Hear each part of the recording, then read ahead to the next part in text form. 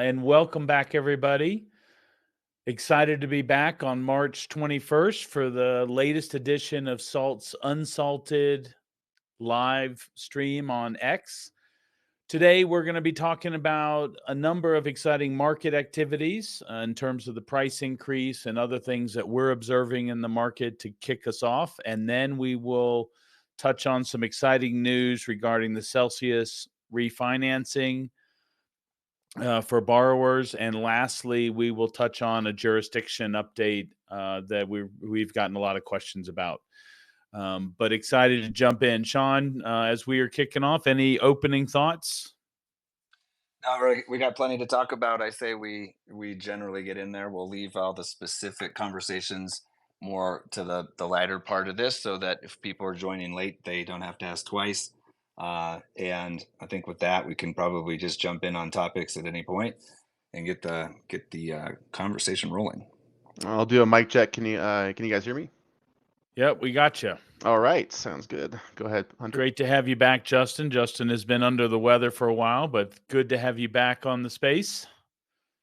Thank you very much. Appreciate it. I had four weeks of reflection, and I've realized that I'd rather be working.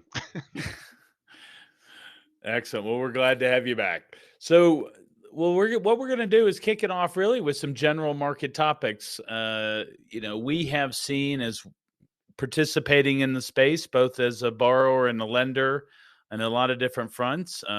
There's been a lot of dynamics that's been created with the price increase and how that affects sort of the availability of capital and the rates of capital. In particular, we have seen that the fixed demand of Bitcoin in particular is roughly about sort of 900 sort of coins a day. And we know that from the ETF perspective, with the investment banks and their sales teams out pounding the streets, selling ETFs, that the demand is far exceeding the supply, which I think is great news for all of us and those that are interested in holding the assets more long term. Shawn, you've been doing some work and research, especially as it related to some of the price forecasting, as well as some of the strategies like MicroStrategies, vision about how they leverage Bitcoin into their treasury management, and would love to have you share some of your thinking on that that can bridge us into a larger conversation.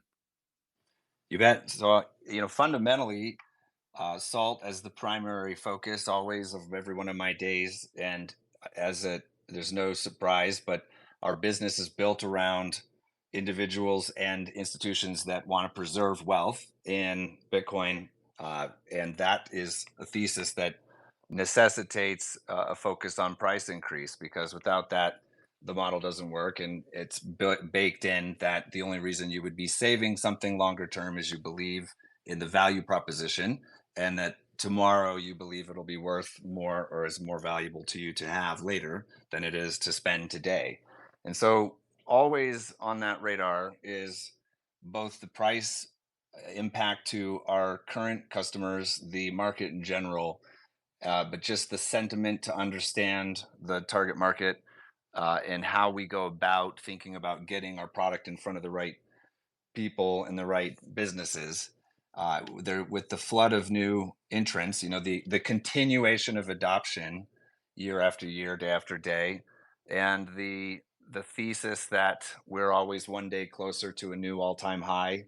The future of Bitcoin at some time horizon will always be worth more than it is today. This presents a lot of data that we have to look at and to think about. And part of that lately has been a resurgence of the stock to flow model that's starting to pop back up, seems to pop up in bull markets. But also now I've been digging in on the power law, or applying a power law. There's a thesis that basically states that there's a predictability in the power law of Bitcoin. Now, I don't say that I prescribe to either of those, because I mostly generalize back to the statement that even though we will have lots of ups and downs, that ultimately the ups are going to be higher than the downs over the time horizon. It is still really interesting to see what the sentiment is I'd made a prediction earlier in the year that we would get front run from the price action in the same way that we saw an early end in the 2021 cycle. Then people weren't expecting that we saw an early beginning to this cycle, and I stand pretty firm that that has been demonstrated now. I imagine there will be some volatility between now and the end of, say, the 12-month horizon, but generally I think it seems clear that we are in a upward market dynamic, a bullish market, and there are a couple new factors that I've never seen before, nobody's seen before, namely that we're pre-halving. We just had the ETF approval. I think by any measure that I would have been expecting, the ETFs are acquiring more Bitcoin than probably projected faster, which is a pretty significant element. There's MicroStrategies, which kind of started acquiring Bitcoin going into the 2021 cycle, weathered the storm all the way through the downturn, and now is continuing to stack at an aggressive rate. And that's really one of the topics I want to get into more and more, because it triangulates in the thesis we have of treasury management, the products that we produce for people to be able to safely store wealth and build wealth based off of accessing capital without selling their Bitcoin. And we think that more and more companies will either adopt that thesis of MicroStrategy. I don't know if it becomes a tipping point, but there's been a trend that you can follow of companies picking up and holding on to some amount of Bitcoin, in a way becoming more of a crypto company. The other element that's new is the change in accounting, which is really significant. It didn't get tons of airtime, but it has become now much more viable for a company to do what MicroStrategies or what Salt does and hold Bitcoin on their balance sheet. And I don't think that has really circulated in a big way. But when companies do start to look at that as a potential option, when CFOs start having that discussion with the CEO and assessing how you would go about it, it's much easier now, to say the least, than it was before. And I think we have many more factors playing into a pending supply shock in this cycle leading up to the halving where we're at than we have had in any prior ones that I've witnessed. So that is kind of an overarching topic that spreads from price action, modeling Bitcoin, and of course, crypto as a general follows that. So there's a long tail of everything else that kind of trends in the same direction. MicroStrategies, our approach to treasury management in the suite we've built, and then generally just getting more information out to add to the conversation to people coming into the space interested to talk about Bitcoin and crypto and looking for tools. So I'll put a pin there for a second, kick it back over to you. In my mind, we can go in any direction. Eventually, we'll open up for AMA and see where we can get some chat. Don't feel like you have to come up and talk. We love it if you would, but you don't have to. You can DM the host, and we can work through Q&A as they come through at some point too. So we'll make time for that. But Hunter, back to you. Yeah, Shawn, thank you for that. And just for everybody curious, just in terms of a show of hands through emojis, like, let's first ask the question: how many people have sold Bitcoin during sort of the latest price run up in order to get some liquidity?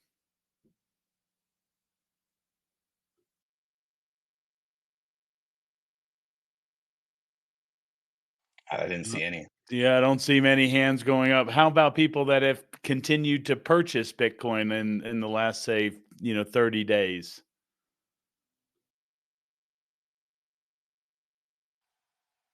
Nobody either. We just might not have an emoji friendly audience here. I think I saw one go by. I think it's this interesting conversation. There we go. We got one. I think as people start to learn more about how they can leverage the assets, for some of the things that we've seen, both through Salt and I think our individual interactions, right? The greater interest, the higher trading volume, that provides the more volume in the space provides greater access to the liquidity for people that want to hold it and sell it.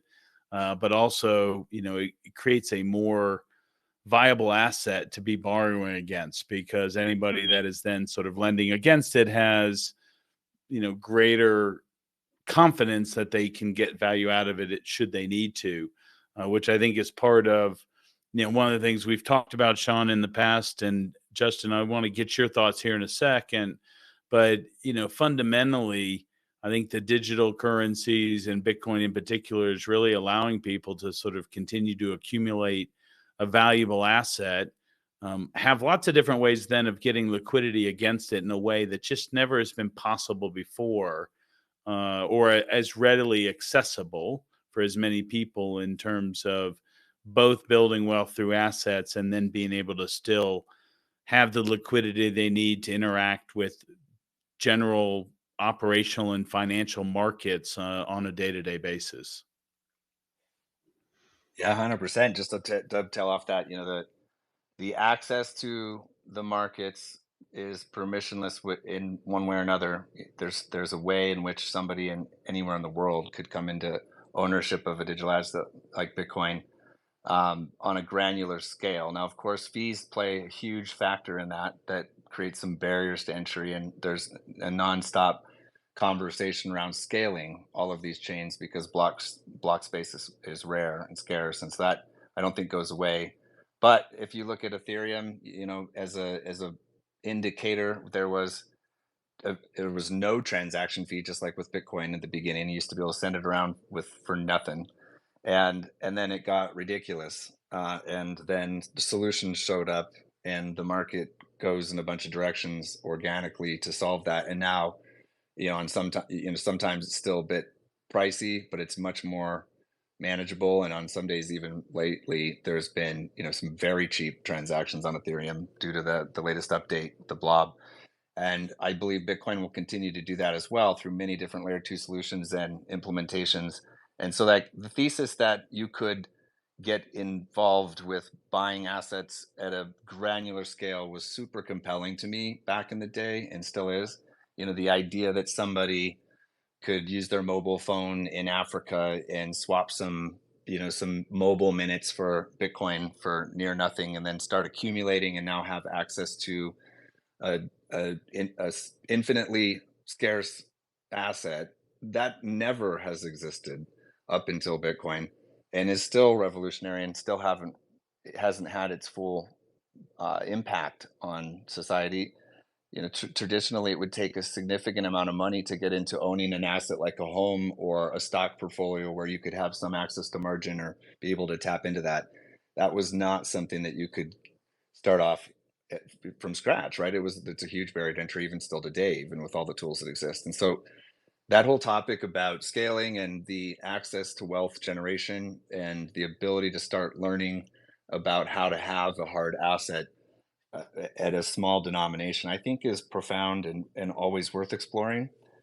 And something I'm passionate about getting eventually to the point where we can offer those services, what I would call almost microservices. Although it's not our bread and butter, and there are other options that probably do it better, it's a pretty inspiring one. And I've had some of those conversations before, back when I used to give a ton of Bitcoin away. I would give somebody some one Bitcoin or whatever, and give them the preach, and it was pretty interesting to see that you could, at that point in time, it was $100 or whatever, and wasn't a ton of money, but you could illustrate the value proposition of salt. Even back then, you could say you have this $100 that cannot be taken away from you, and you can now spend that, let it appreciate, or use it as an asset to borrow against if you needed $10. And anyway, I'm rambling because you hit one of my trigger points, but I'll kick it back over.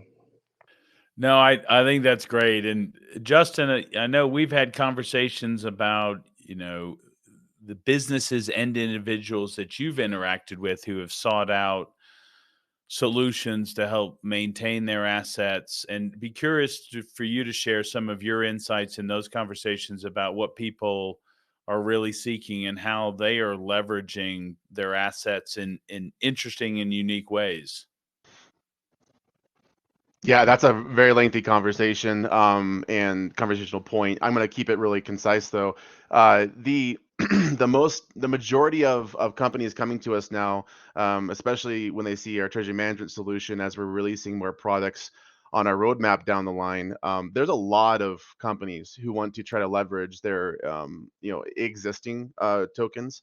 You know, the ranges are they're in the dozens of people who are holding a lot of a certain token. Most of these companies on their balance sheet, they already have some exposure to a level of Bitcoin and some even Ethereum.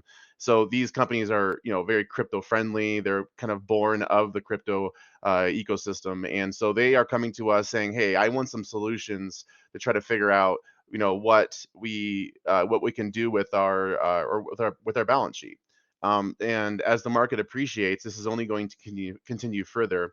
It really leaves an exciting motion where there is this supply of Bitcoin that's drying up and continuously moving forward into this year. The metrics are pretty obvious that especially with recent grayscales, when I'm going to call the monthly dumping of Grayscale, they dumped 175 million recently. Everyone saw that price action, and in January they obviously unloaded over $1 billion initially of Bitcoin, or at least their investors did, etc.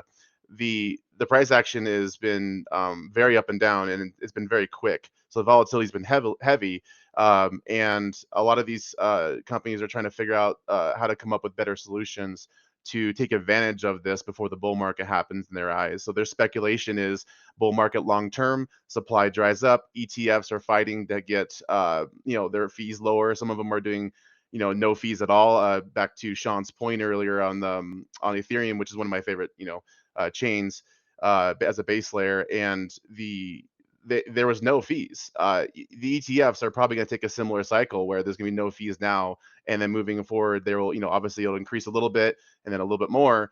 But right now, it's a battle of who can get the most BTC in their ETF, and that's obviously very good for the space as a general consensus. So for the businesses, they realize this, and we're getting more and more volume hunter directly related to that. So we're looking to take in people who have Bitcoin on their balance sheet, and those companies will be obviously able to take advantage of that leverage and then spend it on their business needs to accelerate the growth of their business during this, however long this bull market may be in the future. And so it's an exciting time for a lot of our businesses and customers who are looking to do such a thing. Yeah, no, I completely agree. Aaron, I thank you for coming up. Would love to have you add into the conversation. Yes, thanks for having me. Regarding California, what is the likelihood that the state regulators would create a scenario where... Did we lose him? I lost him. I lost him too. Yeah. Yeah, Aaron, Aaron, we faded can't hear you. Aaron, I'm gonna kick you off speaking and then bring you back up stage to see if that fixes it. So sorry about the technical issues. Yeah, we'll bring you right back up. We heard. Wait, you're coming in. Aaron, can you hear us? Yes, I can. Can you hear me? We got you now. Give it another shot. Okay. The question is regarding California. What is the likelihood that the state does not creates regulation where not all of SALT customers who have loans with you will receive back all of their asset having completed the terms of the loan? In particular, is there a scenario, however unlikely, where the state would distinguish between accredited investors and unaccredited investors, and or what other possible, however unlikely, scenarios are there where California SALT customers do not receive their assets back? Okay, that's an interesting question. So I would summarize it as this. Correct me if I'm wrong, but basically you're asking, and I'm assuming from a California standpoint because you're asking from California specifically, but you're basically asking what circumstances do we understand could potentially play out where somebody originates a loan with SALT and cannot get their assets back based off of the actions, which would be a change in a regulatory framework that would go back in and outline or demand that the assets could not be returned. Is that a fair way of characterizing that question? That's correct. Yeah. I mean, Bitcoin is the most valuable sought after asset right now. I mean, Yeah. Yep. So BlackRock can't even get everything, all the assets that they want. Here's the big one that's always been on the table, right? So there, for years, people have discussed, the potential at some point in time that Bitcoin gets large enough, and for whatever reason, we have a repeat of when we went off the gold standard and there was a repurchase mandate to buy gold back from everybody for a period of time. What would happen? Exactly. That's the one that I think carries the most, that is a real potential where that could play out. Now, I have my own personal opinions about how that is significantly different with Bitcoin and a global environment and the portability of it than with gold, where it was more likely that somebody owned some gold in a safe vault that rather than confiscating it digitally, which is a very different paradigm. So they're not necessarily completely apples to it would be apples. easier to do that. It would be easier to do that though from like a centralized entity like yourself, like SALT, versus going into individual wallets. That's Definitely enforceable. Correct. So so self-custody versus one of the trade-offs to self-custody versus custody solutions, right, would be that there's a risk profile associated with it, but that if you own the keys, you are going to have a harder time in that scenario having somebody confiscate it from you. Right. Yeah, I think that's true. So that's I think that's one scenario. That's one scenario. Okay. How it's just, I don't mean to ground the conversation so heavily. It's just the more time passes, the more I'm concerned. Well, so in that event, though, we could go down this path a little bit. I think it's fair. It's a good conversation. In that scenario, if you were to use the comparison of what happened with gold, people were still compensated for that, and then that wasn't a forever ban, right? You can go buy gold today and own it as a U.S. citizen, and right. so but we know where Bitcoin is going, yes, price wise. Yes, I would say we do. It's up and to the right for charts, however, you could make the same argument for that gold was too, maybe not on the same trajectory, but generally it is a more scarce asset, and there's a supply and demand stock to flow model that even with all the production, you could say, and a lot of people do, that it will become more scarce over time. That's a whole other debate we probably shouldn't get into because we're not offering any. I'm not an expert in gold, but when it comes to Bitcoin and the topic of confiscation, that it's a pretty wild one as a scenario, but I do think it's one potential systemic type of failure. If I would put it in that category of all bets are off if something like that were to happen, just like if there were a network failure or something significant. That's not regulatory driven, that would be protocol, so I don't want to mix the two, but from just strictly a regulatory standpoint, it would have I would just use that as the example because it's the most extreme that would impact every jurisdiction that had a mandate if it were to play out. Would it be equally enforced through SALT in that scenario between accredited investors and unaccredited investors that are holding? I think that's that are giving topic. Your assets with you. Okay, that's separate. I think it's a separate topic. Now, again, we're just for everybody listening. This is total speculation, right? Like we are speculating on things that do not exist right now today. So just be warned. Totally. It's just the more time passes, the more these things start popping up in my mind. I understand that. Yeah, I mean, But there were many times over the years where I would be thinking, "This is awesome, Bitcoin's making it," but what could go wrong? When does it get big enough to where it's too big to fail? Has always been a question I've asked myself, um, and I feel like we've surpassed that quite a while ago. But mhm, personally, right, and I'm not condoning this thesis that you have that will happen, right? I'm entertaining mhm, the speculation for sake of answering the question. That's the yeah, scenario I could see playing out, where a regulatory body um, imposes something where you do not get back your coins because they're taking all of them and putting them in Fort Knox of Bitcoin. mhm, right. Um, Well, can okay. I add to that though? So in that Yeah. scenario, I would argue that the safest place to be would be that you had a loan against your Bitcoin, because effectively you would have a stop loss that would say, well, that sucks, but I'm getting bought out of my coins, but I already have cash that is in my possession versus you just taking all my coins. Right. Yeah. Okay. Eh, And then what kind of market correction would need to take place for you guys to need to raise more money?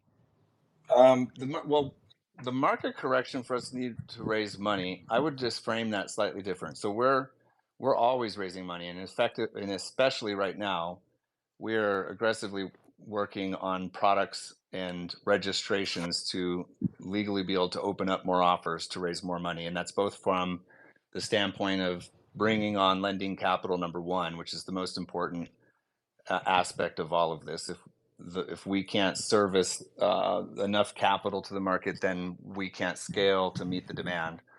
We see a massive bull market coming in this cycle and beyond for as long as you can imagine that cycle repeating, and that means that we're nowhere near saturation level. We'll always be raising capital. We will always be raising capital. Now, separate to that, in order for us to start really scaling up, we're not a huge team. We're small in comparison to a lot of companies that you could put us next to.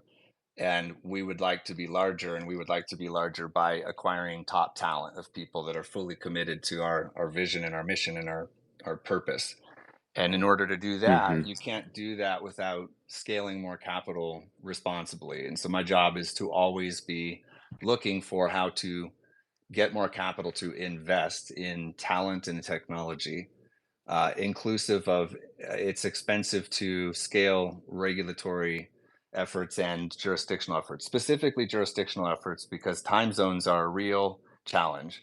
We live in a Mhm. 24/7 world, and we have to operate a 24/7 world. And in order to do that properly, it requires people in 24/7 hours, following the sun, as we would say.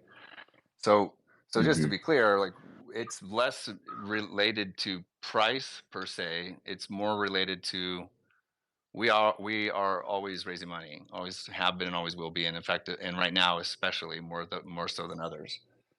Which brings me to a topic that I kind of was talking about before we went down your first question, which is the accumulation of Bitcoin and the MicroStrategies approach. We are, I would say, a perfect example of a business that not only wants to hold Bitcoin in treasury, but needs to hold Bitcoin in treasury. Where I don't know that MicroStrategy needs to. Um, it certainly has benefited significantly by doing such, and I think that will set an example to many other companies that are going to feel a bit of FOMO. But Salt actually needs to. Like, we cannot operate a business in good conscience without having reserves of Bitcoin. And that's Mhm. namely, number Mhm. one, because in any type of scenario you can imagine, um, and many of them come up from the one you proposed, these theoretical scenarios. We always want to be accumulating more dollars to pay back people that have lent dollars to us, and more Bitcoin for people that have put collateral of Bitcoin up. That's the best insurance policy you can ever have to make confident with a consumer base that you have the reserves and capital to always be protecting their interest. So that alone would tell you that we need to be giving MicroStrategies a run for their money. We cannot let BlackRock own all the Bitcoin. We need it. So, we got to step up our game and start getting aggressive to go take a lot of that back before they take it all, because we need it. We need it for that reason. We also get more power of purchasing and ability to create capital for funding loans in any circumstance you can imagine. But those are the main two where we want to be raising money to accumulate reserves continuously. And as you would imagine, at some point we can think of many scenarios where, as we expand, we will need to get more regulatory licenses, and the more assets that there are under management, if you want to use that term, the more value that there is on the platform or in the business, the more likely it is that you will need to increase the amount of reserves you have, especially if you wanted to go get bank charters, or if you wanted to play in the game like Fidelity's heading towards, or if you wanted to open up exchanges that are regulated. There's probably the largest barrier to entry is having additional capital reserves. The most extreme would be 1-to-1, where you have to have an additional amount of assets for every asset you have on your platform. That's a rule with some exchanges and securities. And in certain circumstances, banking is similar, although it's fractional. There's still a requirement of what's called equity capital that you have to have in reserve. So all that being said, like, really the topic is more a matter of how effective and how quick can we be, and how aggressive can we be in order to scale capital up, knowing that those benchmarks are coming, and do that in a way that gets us to continually outpace any liabilities we would have with assets on the other side of that. That's a long-winded answer, but you're throwing us some curveballs today, so I appreciate it. It's a very interesting topic you're proposing. No, I appreciate your transparency, and it's in the process, it's building more trust with me. And the last question, I guess, is the determination of the regulators regarding California. Could you see it going into 2025, a decision being made? For crypto in general, or SALT specific? SALT specific, where... I don't think so, personally. Like, to me, that seems like beyond extreme. The one scenario, scenario that we've identified that we want more insight into is there is a new bill coming, or a new requirement coming, that I would just call it kind of, this is not the official term, but I would call it the California bit license. It appears to me that there will be additional requirements in jurisdictions like California that put a higher barrier or requirement on licensing to companies in the future, similar to New York. Now, I don't think that'll be the trend in every jurisdiction, but in California, that seems to me like that's the current trend, is more regulation versus less, right? So, like, you've seen the exodus from people leaving California, and from a business standpoint, to Texas and other places, and it's clear that there's an impact to that could and probably would become more realistic when it comes to crypto. But I don't have enough full-blown information on that yet to give you the details, and it's not available at the moment, and it's not a requirement until 2025. So that's like one potential area where we're anticipating we want to be at the very front of that line. Like, the fastest we can possibly get qualified and approved for that when it's available would be our top priority, because we can imagine a scenario where if we didn't take that approach, that could become a problem. But specific to California, like, from where I stand and all the information that we have, and believe me, I'm the squeaky wheel on this, and many other people are too, to a point where we have to be kind of sensitive, because we don't want to piss off a certain person or regulator that's told us enough times that they can't do anything else.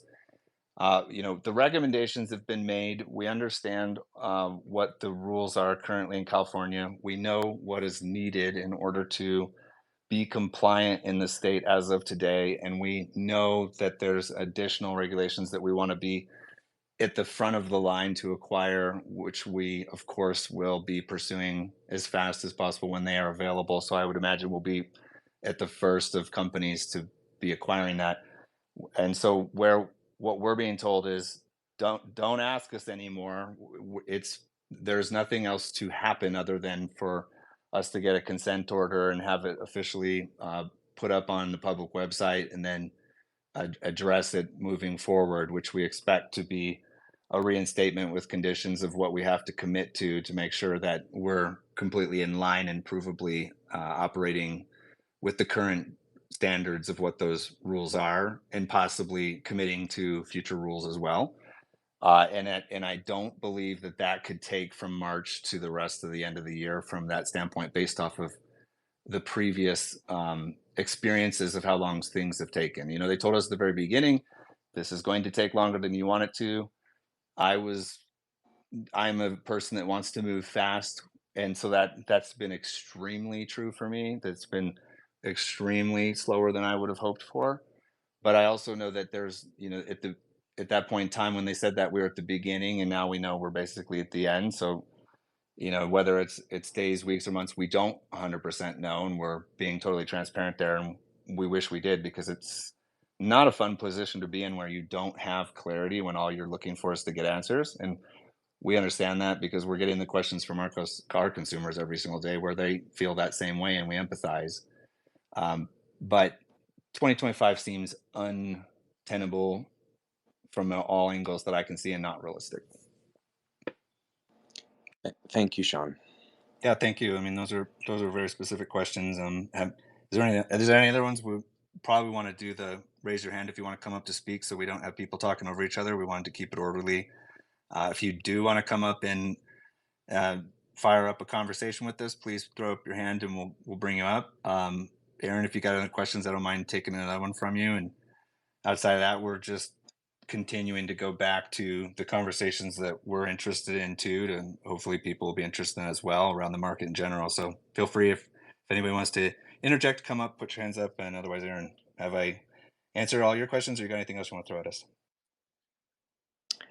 No, I think you handled my curveball as well, and yeah, I feel more confident after your answers. So thank you. Yeah, thank you. I appreciate it.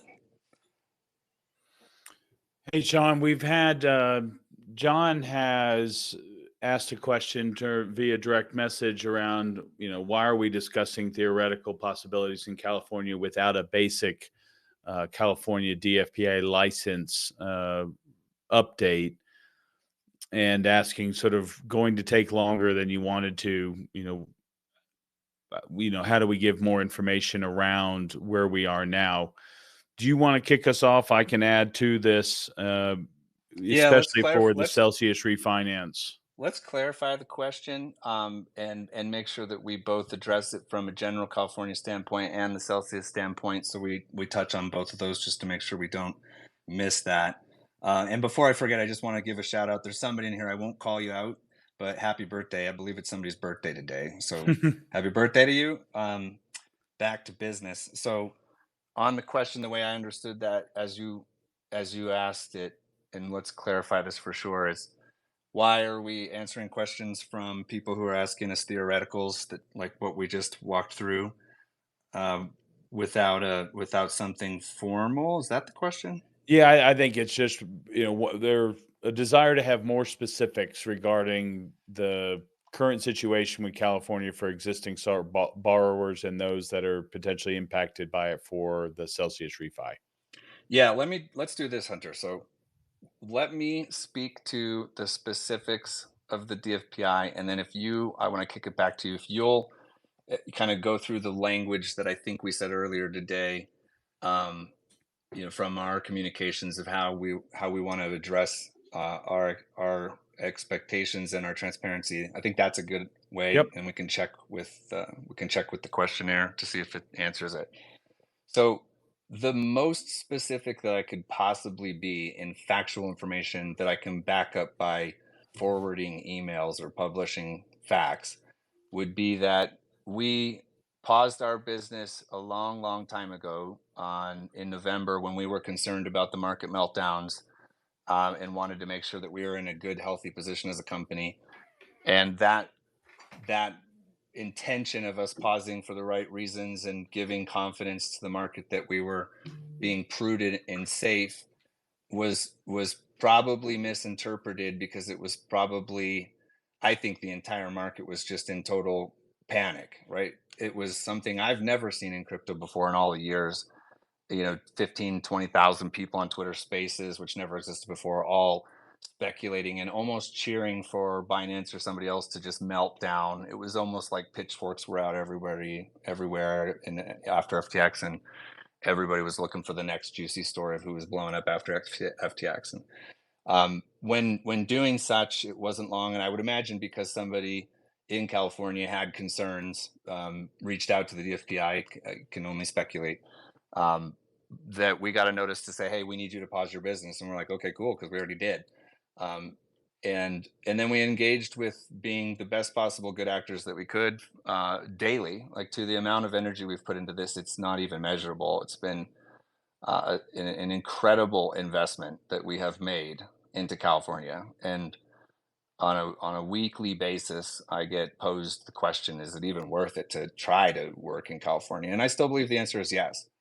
I still believe that we want to see it all the way through, that we believe that there needs to be great quality products and services in the state of California. It's a giant market. There's tons of people with Bitcoin and crypto there, and that will only grow. And so we've stayed the course to not only move from a temporary suspension, which we expected to be 30 days, into an examination to check all of the boxes, into initial findings and a working relationship to get clarity and improve disclosure and products and the like, to a significant amount of period of time where it was just quiet, and we thought we would be instated in the middle of or end of last summer, to a depressingly long wait towards the end of the year, finding out that it was a lot of red tape, to the enforcement agent making sure that they had gone through their whole process. So handoff, there's a bunch of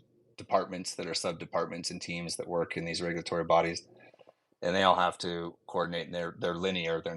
They don't happen contemporaneously at the same time, to a pretty clear understanding of where we're at, and now just a waiting game, to a recommendation that's been made to the commission the way we understand it. And now we're waiting for the commission to formalize their response to the recommendation, and then we should know. And that what that should look like is a consent order that it goes up on public website that makes sure that we agree with the department of exactly where we're at. We've been told from day one, and even as recent as very recent, that we should not be revoked. So when you're in a pending state, it's paused, and it will either be revoked or it will be reinstated. We've been told in not so many words all along, you should be able to get reinstated. It just takes time to process and work through all this, and we still expect that is true. That in any kind of jurisdiction, when you think about what a licensing requirement is to do business, there's a set of requirements that you have to maintain, and if you maintain those, then you should be able to do business. And we believe we're maintaining those. So we've been starting. I think we've been forwarding letters and concerns. We've been. Yesterday, I proposed that I would make the time to fly in person to California for as long as needed to meet with any regulatory constituents, if there was any kind of in-person outreach that would help. We're kind of coming at it from respectfully, not wanting to be outstep the bounds of being too annoying, at the same time expressing the real pain that people have in California continuously, because this whole entire structure is supposed to be intended to protect consumers, and we think we think that the state could have done a better job. If there was some way they could have moved faster, they would have protected investors better. And outside of that brings us current. So that's the email from yesterday. And those are all factual, specific details. So I don't think we're really speculating. I want to make sure that we're real clear that the prior questions that came from Aaron asking us to go down the trail of what are the theoretical scenarios where regulation could change such that people would never get their cryptocurrency back, into more specifics. Just to be clear again for anybody, there's kind of our objective of talking about the market in general, which leads to topics such as the price of Bitcoin, the trajectory of Bitcoin, the technology, the market conditions, the trends, the speculation, the open-endedness, the open conversation for people coming to the space that might just be interested because it's got Bitcoin in the title. And then there's a separation between that into us talking about our products, which we love to do, but we don't want to do too much because then it just becomes kind of, it sounds like we're trying to do a commercial selling our product. And we think that word of mouth and our reputation will speak to the product better than anything else. And time will tell that people will get familiar. So, if, imagine there's people that are here that are already using the product, and there's people listening for the very first time. They're just like, who is this talking, and what the hell are they talking about? And then there's the very specific questions, which is the one that you just asked, which is very specific to somebody who's got an account with us and has a concern. So don't mix those together. We're not, I don't believe, speculating on anything outside of being as transparent as we possibly can be. And to be totally honest, there's days where I don't even want to come talk to anybody because I know we're going to get the same questions about California that I answer every single day, that it's just not worth my brain cells. No offense to anybody, but it's like we deal with this on a level that's untenable. So if anybody wants to resolve it, it's us. And hopefully that answers the question. That was super long-winded, but I just want to make sure that we give that one room to breathe. If it needs any further, happy to discuss further. And then Hunter, back to the original statement. I think if you kind of outlined the language more specifically of how we would communicate where we're at with any edge case, and I'm calling any loan application or pending requirement or need from somebody that's reached out to us or is in need of a product or service that is not so cut and dry. Remember that every one of these products is specific to all the nuances in every jurisdiction, such as different interest rate caps and minimums, such as different requirements on credit checks, such as different limits of what the minimum ability or amount that you can borrow is. So there's all kinds of edge cases. We literally have to take every single loan on a case-by-case basis, regardless of which jurisdiction they're in. And with that being said, Hunter, I'll kick it over to you, and I'll take a pause. Yeah, thank you for that, Shawn. Let me try to summarize some key points. There's been a couple comments that have come in and additional questions relating this, but to just make sure everybody's clear, because we're trying to communicate this as clearly as we can. So first of all, yes, California has been holding California residents, basically their collateral, as hostage in limbo at SALT since our license was put on hold. We, as Shawn said, we have received communication that a formal recommendation has been made to the California committee, and we are expecting to hear back, imminently. We do not have a specific timeline, which we are as frustrated about as anybody else. We have essentially been funding this loan portfolio on behalf of the customers for the past 17 months.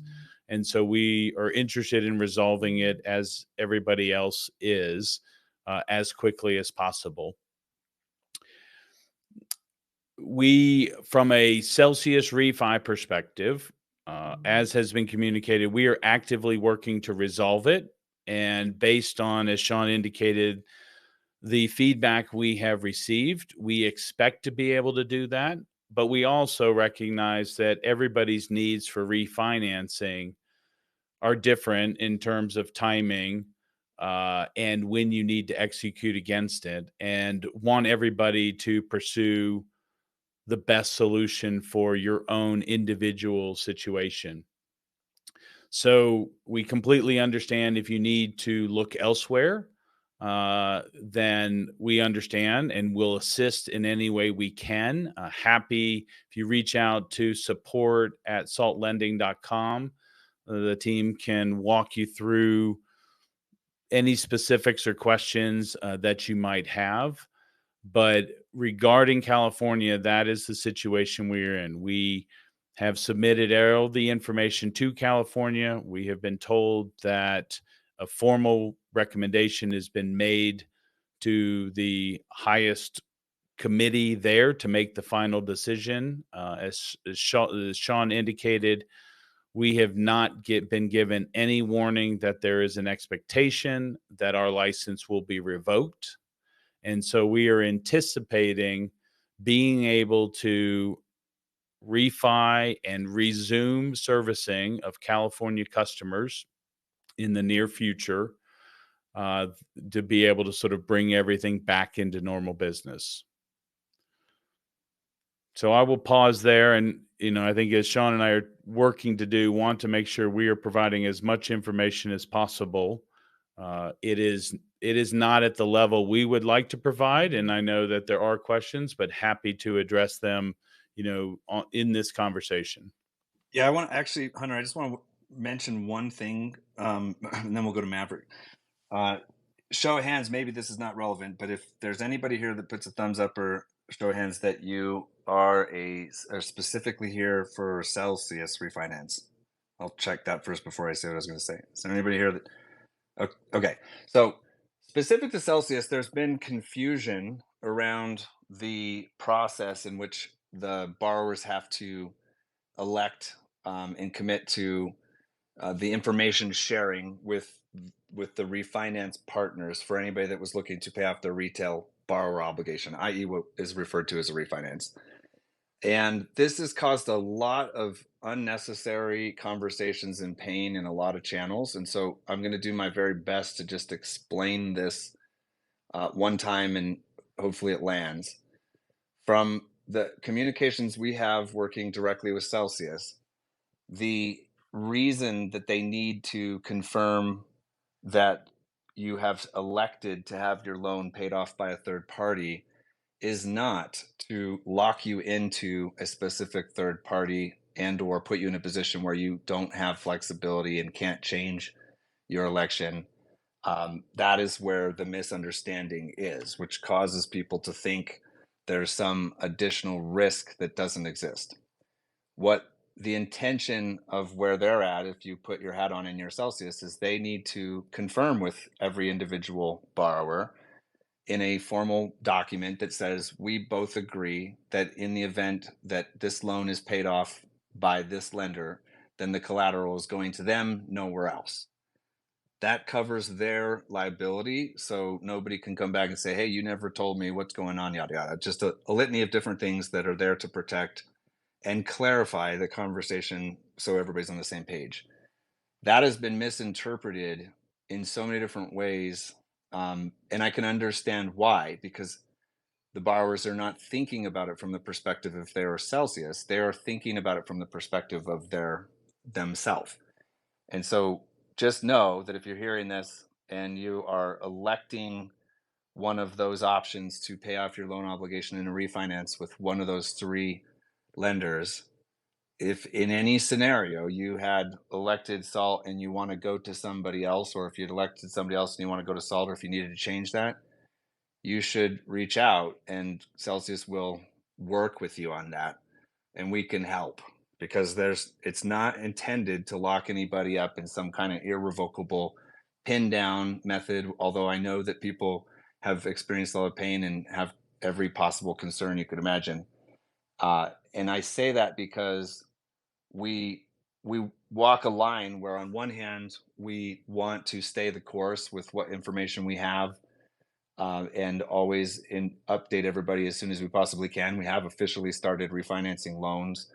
I don't know if we've mentioned that before. And on the other hand, we cannot outline every potential situation, facts, and circumstances for every borrower in general in a Twitter space. It's not possible. There's no way to create an FAQ document that addresses everything for every specific. And so we have to say things like, we'll directly reach out to you when we can, and we will work with the facts and circumstances based off of your situation and your documents one-on-one. And that's honestly the best that we can do in those types of situations. And so we wanted to both ensure people that as we're navigating this complexity and growth with it, which is just the uncertainty of the future that hasn't been written yet, we have every intention to service the demand wherever it may be. If it's a new jurisdiction, we're rapidly applying for all of the regulations. We're spending a lot of money to get clarity with local counsel and outside and inside counsel. We're working with whatever regulatory body exists to start building a relationship and get a good filing and standing in those areas. And it can only go as fast as the regulator can go, and they're not fast. None of them. I've yet to see a government agency that is quote unquote fast at anything. And so we can only go as fast as we can go. And that being said, we also want to be super transparent and say, hey, if we can't service you today and we have the expectation of doing that future, we totally understand. If you go somewhere else, we'll help you. We will actually make introductions or do what we can to a degree to help you get to somebody else if that will help you. And we know that we're doing that because in the long run, we're not looking for a quick buck on any of these things. We don't even benefit from originating loans at the beginning. We're looking for lifetime value and long-term reputational trust. We need to have long-term customer relations in the order of many years for it to make any sense to get back to what it costs us to acquire a new customer. And so we believe that the best way to do that is to always be transparent, build trust, and offer up as much of the facts as we can, and know that if you go somewhere else, you go somewhere else. That's okay. We're always going to be here in the future to help you come over here if you want to in that regard. And that, we believe, allows us to build really high quality long-term relationships where the community will give a better recommendation or a better marketing commercial than we could. So that's a long one again, and I really don't want to spend all the time we have only on those topics because there is a lot of other people that just everything I just said doesn't apply to. And we're always open to take DMs and have one-on-one conversations as well. And I'll pin it there. Yeah, and one thing for me to close out, John, I appreciate first of all, thank you for your trust in Salt. Thank you for your patience. We are at zero patience, as you've indicated. One thing that I can say is if you are interested in doing it, you can write a complaint to the California DFPI. We have been asking people to do that on behalf of, both Celsius refi, Celsius creditors as well as Salt customers. That has had an impact and continues to have an impact as we are pushing for more clarity and resolution. But know that we completely understand your pain, and we are doing everything that we can do to resolve this situation as quickly as possible. So thank you again for your patience and your understanding. And as Shawn said, if you have more questions, please reach out to the team and we can deal with those specifically. I do want to transition, as we've got a little bit of time left, to communicate. Shawn, you had sort of brought it up in one of your sort of answers there, that we are excited to announce that we have started refinancing Celsius loans this week. We are actively working with the creditor to take an initial batch of loans through the refinancing process. If you have registered your interest and completed your paperwork with Salt, you will be hearing from the team both to confirm information regarding your refinancing and also to give you an update of where you are in the queue and if any documentation needs to be completed. The key elements that need to be completed before we can refinance your loan are: one, that your loan documents have been completed and signed, and two, you have submitted this irrevocable direction letter to Stretto, and then three, you've set up the either the BTC or the ETH wallet addresses within your Salt account. Once that is all completed, we are sort of prioritizing the refinance accounts that have all the information completed, and then we're batching them with Celsius as we're able to sort of validate all the information with the creditor for processing. So that's exciting news. We will continue to work through that with Celsius on sort of a daily and weekly basis to start to process as many refinances as we can as we go through the rest of the month. Justin, is there any additional information you want to make sure we sort of cover just on that refinance process?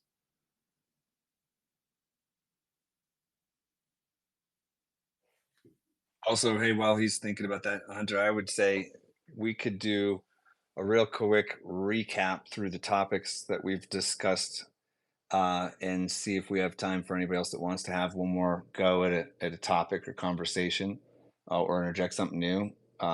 I've got a good 5 to 10 minutes and then I'll have to jump, but we could definitely run along a little bit longer if we want to just recap on everything and make sure we touched on all the bases.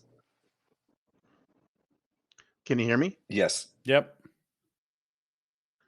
Oh man, Twitter/X strikes again. What was the question, Hunter? I had a huge gap of like 45 seconds. Oh, I was just asking. I had given an update on the, updated that we are refinancing Celsius loans starting this week, outlined the process, and was just if there was anything you wanted to add or any requests in terms of people that you've talked to or in the process as a reminder.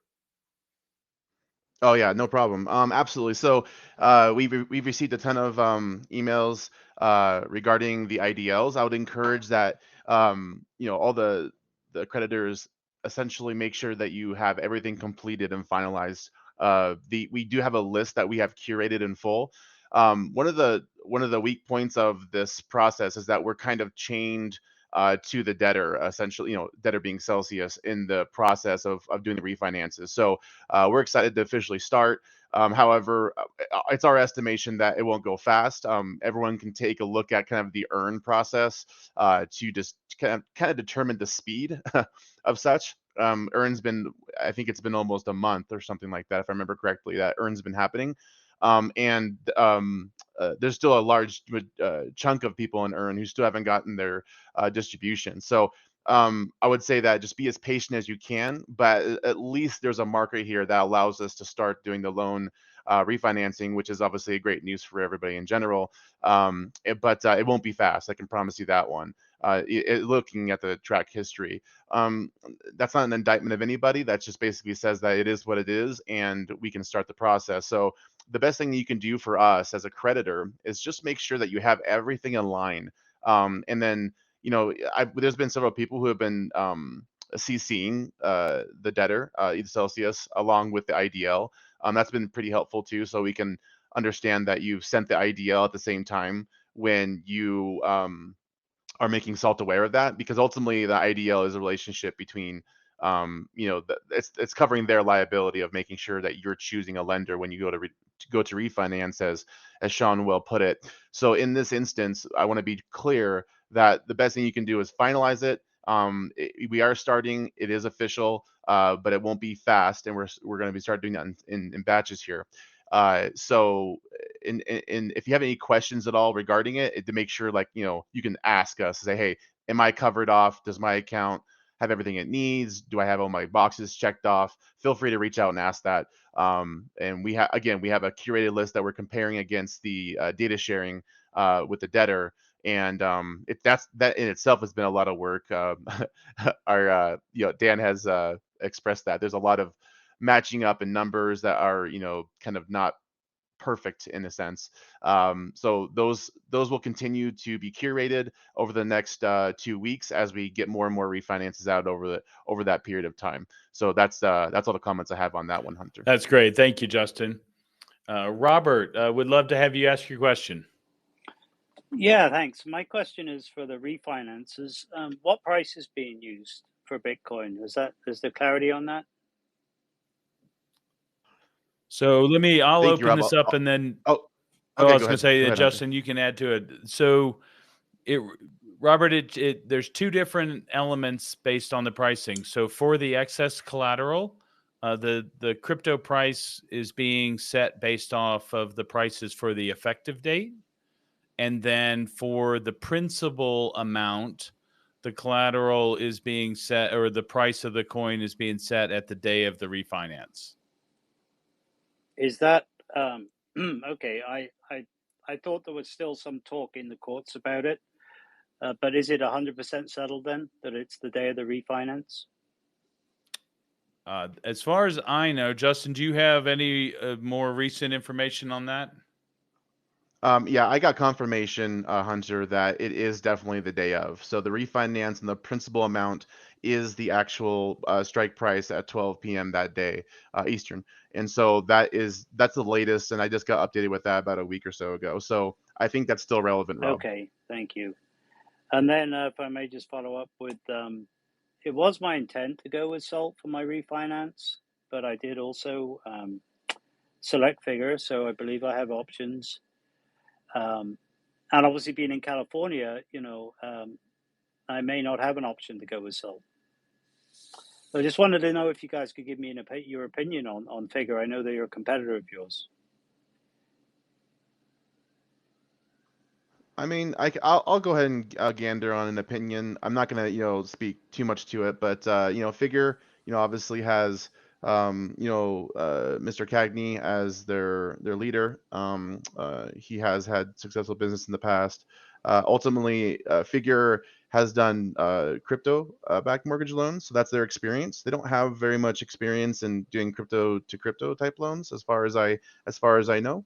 But as representative of SALT, I would say that options are good in the competitive market, and that it strives everyone to be better for the market itself. So, yeah, I'm not sure how many or if any at all they've done in terms of lending for crypto backed loans for dollars essentially. So that's the best analysis I can give at the moment. But I would just stress that competition is always a great thing to have. I'll add one thing to that, which is we're a little disappointed as of late that there seems to be like a new launch of last week of a page and a product that's called Stabilization from Figure, which, come on, that's a pretty direct copy paste of SALT. And so that gives me some concern. But, not here to FUD the competition of any type. No, yeah, I appreciate you guys, candidness, but I mean, obviously, we don't know for sure if California is even going to reinstate you this year, right? Yeah, we cannot give you guarantees of time, unfortunately, on anything. We spent a lot of time on this call, this Twitter space earlier, kind of outline anything we possibly can share. So we don't have anything else to share on timeline. What we've taken the approach of is, because we know there's no risk to that, because you can always go to another lender. We're just prioritizing all loans that are simple and don't have any exceptions to them, one by one. And once we start moving a bit more, like today's day one, we should have more clarity on like the time frame of if this is going to be a very quick or very slow process, to give a little more clarity to what Justin had said on his expectation and take is that it will be slow if you use the measurement of what previous distributions from other classes have been like earn. We just don't know, and we don't want to pretend like we do. What we do know is we've just started. We have a long list of loans to refinance. We will continue to work through those until all of them are done. The ones that will be the slowest are the ones that have any kind of exceptions, whether it be withdrawal preference or missing documentation or concerns or jurisdictional nature. And we believe at any point in time when we get to those, in any event where we can't provide the services to a borrower, that the best approach would be for us to help that borrower find another solution, so that we're in good conscience on every one of these to the very end. At the end of the day, the real challenge here is that people are asking questions about the future that cannot be answered. So all we can do is give the best strategy and explain in the most transparent way possible, and then listen to the concerns and adjust our approach as we go as we get more information. Yeah, understood. So, Shawn, it's always been my intent to go with SALT, primarily, but if that doesn't become possible, one of my strategies is that because I had 8 loans, 7 Bitcoin and 1 Sol, they batched them into 2 groups. The Sol loan became an ETH collateralized loan, and the Bitcoin loans became a separate loan, all batched together, all 7. So with Figure right now, I have the opportunity to only do the 1 loan, which is what I was thinking of doing, and then holding back the other group, possibly to see if Salt can get their license reinstated in time. Does that sound like something that is feasible? I mean, I think it's feasible, right? Of course. Let me throw one other thing at you, right? We tend to always disclaim and stay away from giving anybody advice of any kind, because that's not the business we're in, right? We can explain what we can do and what we can't do, but we don't like to advocate for what somebody should do. And with your situation, I think as you progress through this, as we get more clarity, as you get more clarity, as potentially Figure gets more clarity, you'll be able to see what the options are as they become available and make the best decision, or reach out to us and get more insight as there's a decision point when that time comes. And the other point I would make is that we are in the business of refinancing people away from other bad options. We were doing that before Celsius. We're doing that after Celsius. We're going to be doing that forever. And so it's possible that you try something else out and then determine that you want us to help you come back over to the family, and we will work with you then to help make that achievable. Yeah, I want to add to that, Shawn. Just that refinance point. I mean, this is nothing new to Salt. Like, ultimately, Salt's been doing this for a very long time. I've dealt with multiple clients with extremely large loans, from Coinbase, Nexo, who is completely out of the U.S. market now. Coinbase from a retail perspective, and Unchained Capital, because I stopped doing retail loans we have always done refinances, so it's always possible for Salt to come in and give you a refinance from any undesirable lender or to change your position. And so I just want to make sure that's noted. Yeah, and that being said, there could be fees on the other side of it, but we can help work to make it viable with you. Yeah. Okay. Great. I mean, I'm a Salt guy, and I want to work with you guys. But the other thing is, if Bitcoin keeps We love you, Rob. If Bitcoin keeps ripping up, and we got to use that noon price, that can make a big difference. It's a day-by-day, case-by-case basis, my friend. Yes. Okay. Understand. Yep. I know I'm asking some of the questions I've asked before, and you don't have the answers. I understand that. No, Rob, we really appreciate it. Thank you for coming up and speaking on it. We're always happy to provide updates, as you know, and we're going to remain consistent in our approach. And we're happy to obviously have the conversation. So thank you. Okay, guys, that's all I got. Thank you very much. Appreciate it. Thank you, Rob. Aaron, you have a question. We'd love to have you ask it. Yeah. And then just real quick, Funkmeister, you'll be up next. Yeah, so I've been with you guys for a long time, and I want you to succeed, so I don't want my hard questions at the beginning to be misconstrued or create any FUD for the people. Can you give a plug for the products that you'll have available for people to keep that will incentivize people to keep their assets with you, even if they're not taking a loan? Isn't there a program, maybe it's for accredited investors or unaccredited investors, to receive yield by staking their assets with you? Yeah, let's do a quick run through the bullet points of the list of products we offer, and then I'll kind of put a delineator in there and talk about the products we plan to offer, so that there's an understanding of what's available today and what we plan to be available later. Number one, there's the borrowing product, and that comes in a couple different variants, namely the term loan, i.e. what you probably have and most people know us for, the ability to post collateral and borrow against it, and to maintain that with certain features along the way that are all designed for flexibility. There's a authorized partnership agreement, which is the ability to work with Salt in more of a partnership integration, where you can help drive additional partners and or borrowers or products and services to people that are in your network and have it be a benefit to you and Salt in I think a very well curated process. And then from there, there's an additional layer which we call white labeling and embedded lending, which takes that even further and says, if you want to partner with Salt in more of an institutional configuration, we can customize parts or all of our services into parts or all of your services. Embedding meaning that we can take parts of our API calls and our products and put them on your website. And what that really means in simple terms is that there's multiple parts to the economics and roles that different companies can play in funding a loan. There's really 4 of them. There's the origination process and the underwriting. There's the servicing, the maintenance, and the management. There's the funding, and then there's the collateral management. And those are all 4 distinct parts of just that one loan product.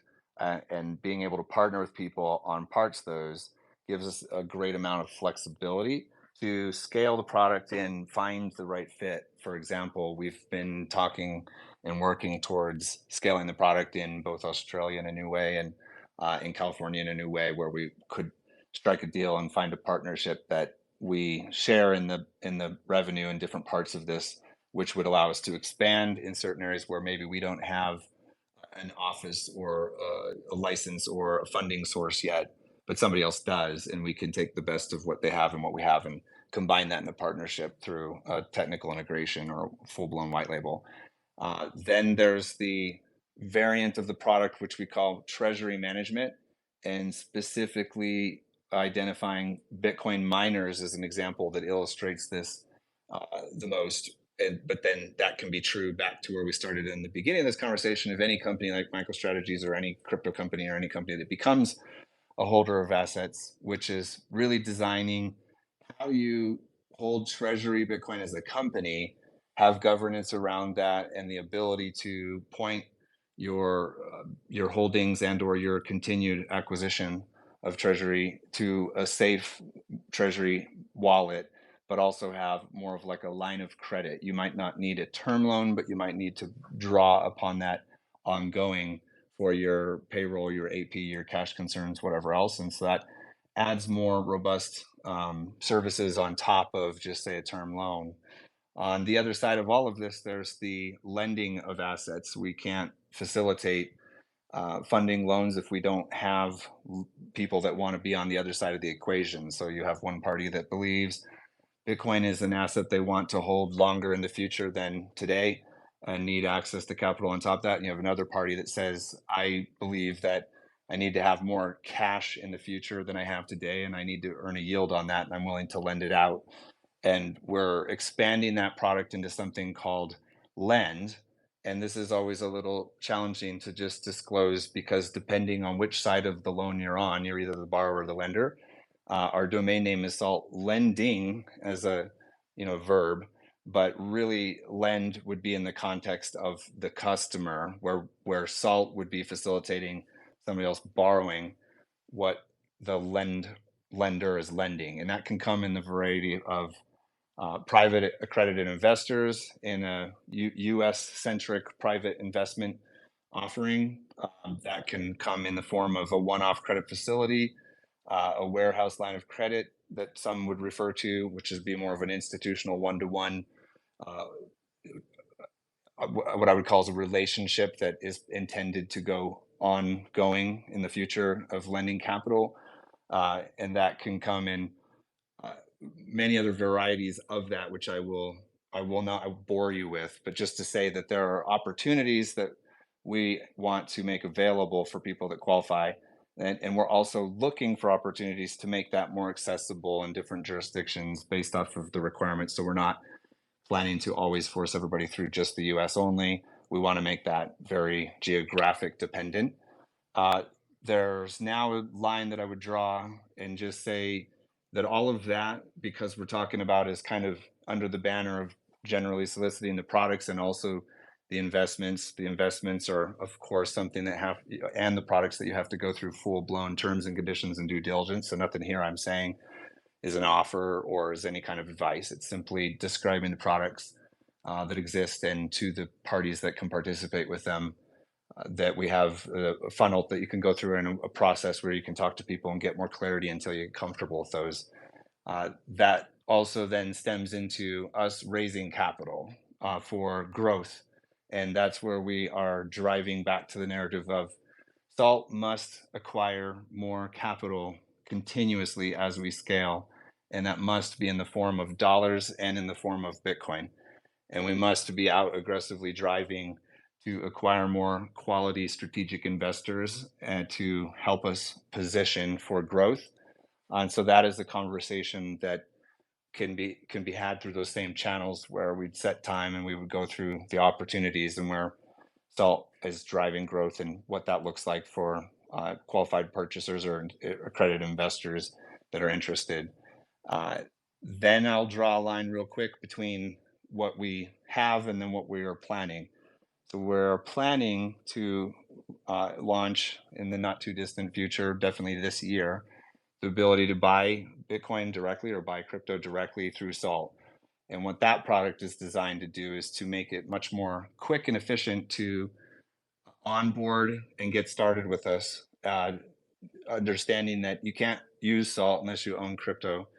Salt is a company for people who already own crypto, and we want to make that something where we can get people started from scratch from day one. We can set up dollar cost averaging. We can allow for people to have an on and an off ramp.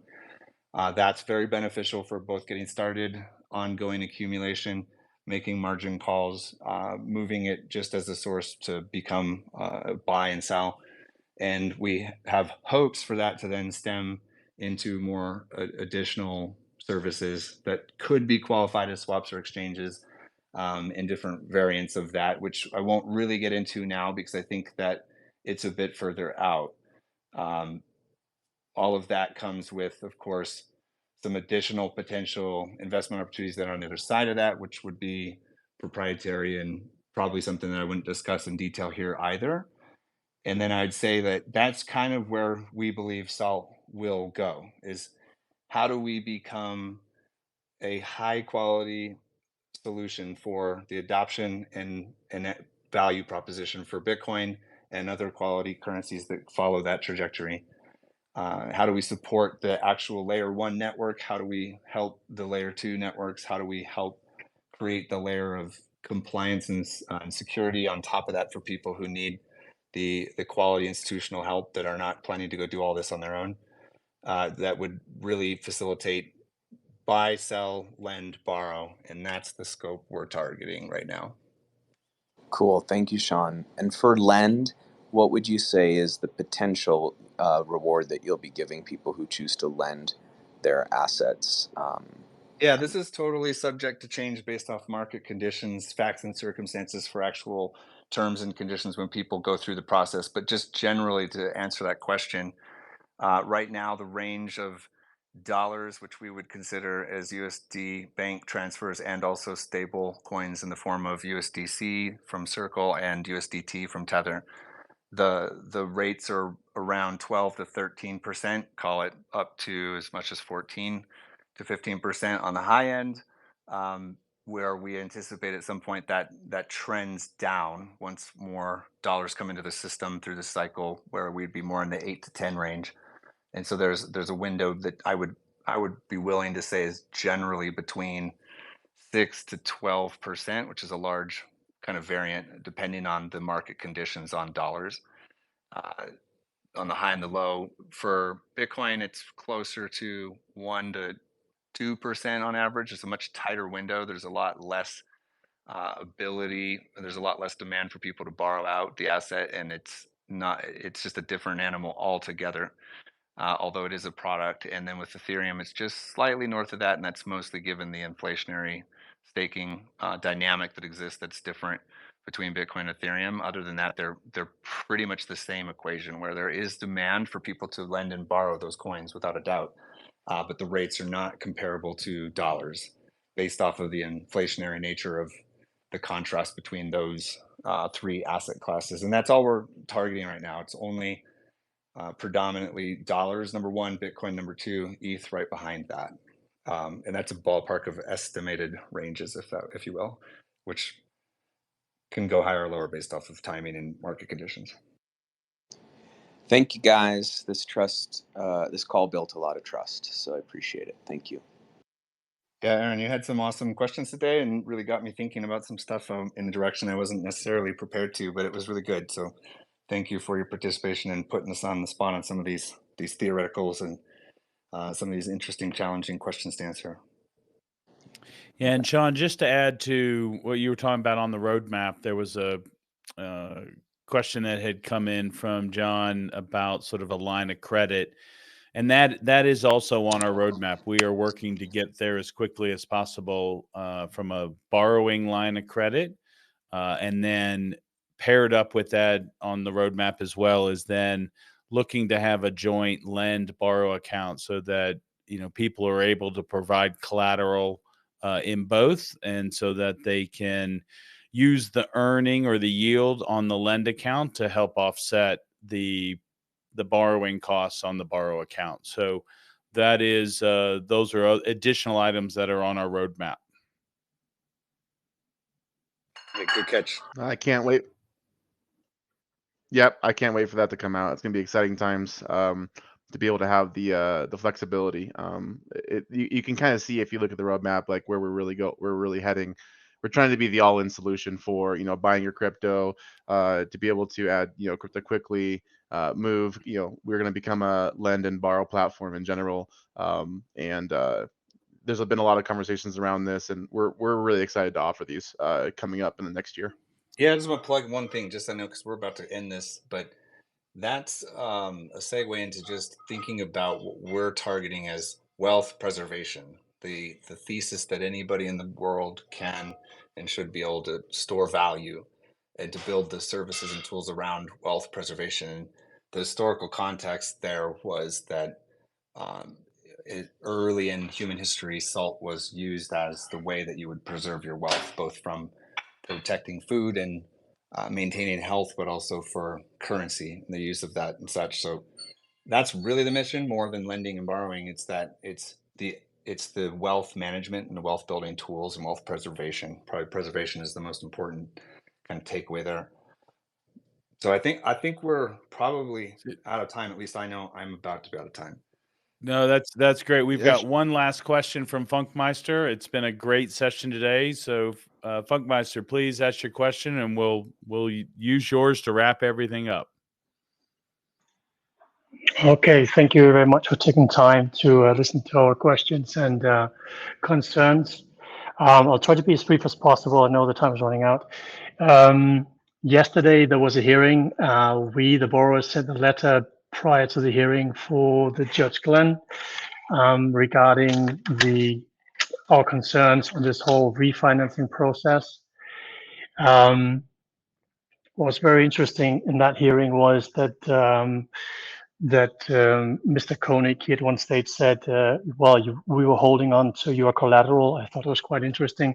But what we raised the issue, and what I raised yesterday when I spoke there, was that what we don't understand is why some borrowers could, pay off their loan at effective prices, while other borrowers, which are the ones who are refinancing, have to pay off their loans at current market prices. And that was the question we raised yesterday. And it was basically, I was cut off. Basically, I couldn't follow up with any other questions. And the judge just said, well, please, Mr. Koenig, address this. And so they will do, whatever that means. So we didn't really get an answer to why it has to be different between one another, because it makes no sense that creditors within the same credit class are being discriminated when basically the process is the same, which is paying off a loan. So I know this might be a little bit tedious for you to answer this because you probably talked about this before. Are you hearing anything else that we are not hearing? I mean, they're going to address this one more time. Do you think there's any chance there'll be any change in this process? You're probably just as staffed on information as we are, but I'm just, or we are just fishing for if there might be any hope at all that they might actually revert to effective date prices, even, with a second distribution round or whatsoever. Yeah, Funkmeister, thank you for your question. I'll go ahead and jump in on that one there. It sounded like there's dishes cleaning in the background for Shawn. I think that someone's making him lunch right now or something. So basically, Funkmeister, the most important notion here is that the courts have decided, right? That is that is what they officially, that's their official stance on this. Now, however, decisions can be reversed. I've been involved in a couple of these, not of my own, but of others. And the bottom line is this, from my speculational standpoint, as a representative of SALT, I can't give concise information, but what I will definitely say is that there's always a chance, right? There is a chance that if there's a loud enough noise that's made, get enough creditors together, make sure there's enough support to bring that notion forward, and there's a possibility that that could be reversed. Now, I would, if, from my personal perspective, my personal opinion, I would say that there's a very unlikely a chance of that happening. But I think that just the effort alone is worthwhile if the creditors feel that way. And SALT's always been here to advocate that whatever the creditors are trying to accomplish, and we've done that obviously several times throughout the time periods. And we've been in communication with the debtor, Celsius, consistently throughout this process. And so I would say that there's, I don't know, to put a number in it, I would say it's relatively low. I don't know, 10, 20% maybe. But I mean, there is a chance of it happening because all things have to be considered. And so I really hope that for the creditor's sake, that can happen. I would say that the best thing to do is kind of get enough creditors rounded up in a coalition to make sure that it's loud enough, because the mob can have a voice, and it's, if you make it undeniable that there is a larger issue at hand that that can cause more trouble, that they might reverse it. That being said, I think it's a low chance. I really sincerely hope that you succeed in that endeavor, though. Okay, then just a very quick follow-up question. With the experience you had in the past, what would you think would be the proper road for us to make this noise? I mean, just continue sending letters, or would you advocate for another route that we are not aware of? So there's a again, I can't give like personal or official advice, but I'll just say this very high level and very uh and very general, I guess I'll say. In a general sense, there's a couple ways you can go about it. In these kind of instances, you have the long route, which is basically going to cause massive delays for anyone involved in that process. The chances of winning are less, so there's a risk that's involved, and that would be to obviously hire your own representation, or I don't know the exact details of the bankruptcy in terms of like all the the attorneys that are at hand. But you can go that route, but there's a large amount of risk in that, because ultimately you could lose, and then now Bitcoin's at $100,000 or something like that, right? It could get worse before you actually get to have that happen. And at that point, people will be like, okay, why do it in the first place? Let's do a set off. And something that we didn't get to talk about earlier in this call is that the LTV, as the price appreciates, your LTV gets better, even though you have the refinance. I just want to take this opportunity to say that real quickly. I know your question was directly related towards, the how to go about doing that. I'll quickly answer the second part of it, but I want to get to the LTV part.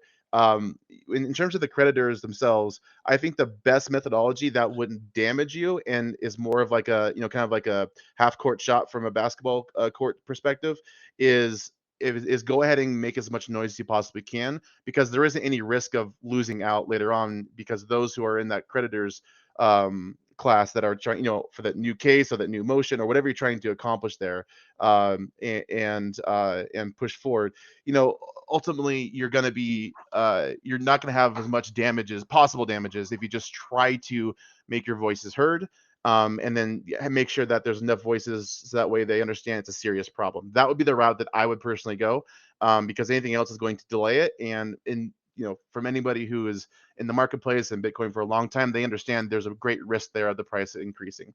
One quick thing I want to mention: as the price goes up, and we didn't get to mention this earlier, it's actually lowering your LTV effectively. So you are getting less coin on your principal, which is absolutely true, which is not the best for exponential increase in the future for those who are speculating on Bitcoin and want to hold more Bitcoin into the future. However, from the excess collateral has been pegged. I think it was 44,000 or 40, or I can't remember the numbers offhand, but it was, yeah, thank you. It was 43,000. So especially for those who have less principal and more excess collateral. That's actually an important notion to make, because you're actually pegged to the price of Bitcoin there, and Ethereum for those who are borrowing Ethereum. So actually your LTV decreases, which brings more health to your loan. And in some instances, you can go from, there's people that we have that were like at 58% LTV, and even though they get less coin, they're going below 50% LTV, and they're actually getting an additional discount of 100 basis points to go from 11.95 to 10.95 APR. And that's an important notion we want to point out in that conversation. So really, thank you for your question. Anything else I can answer for you? No, that's about it. We will try to make some noise, and like I said, they have put aside this extraordinary fund, or whatever you call it, for the future. Was it 150 million, 160 million? And of course, our hope is that in hindsight, then we'll say, okay, look, we still have this balance on our sheets, so we can maybe compensate in the future. But we will try to make some more noise without going the long way around, to not harm anyone, and see if we can make them change their mind. Yes, certainly. And again, I just want to be clear, that wasn't, recommendation. I'm just giving you objective information. Yep. Okay. Great. Thank you very much. Thank you so much. Thank you. Thank you, Funkmeister. And thank you, everybody. It's been a great session today. Really appreciate the questions and everybody's engagement today on the AMA. We'll be back at the same time next week on Thursday, and look forward to seeing you then.